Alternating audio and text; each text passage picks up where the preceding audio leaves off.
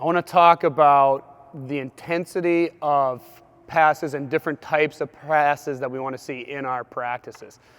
For example, if you're doing a warm-up drill where players are swinging and they're about 2 feet away from each other, the pass does not need to be as hard as that player can possibly make it.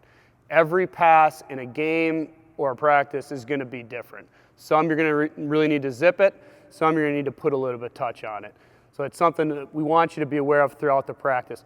For example, if a player is driving to the slot, but their forehand's covered so they have to show their backhand, I'm not going to pass that 100%. I'm not going to fire it at them. It's going to be really hard for them to handle that pass. Instead, that's one situation where I'm going to recognize I'm going to try and put a little bit of touch on it, lead it for them a little bit more, so it's easier for them to handle and then hopefully get a shot in the net.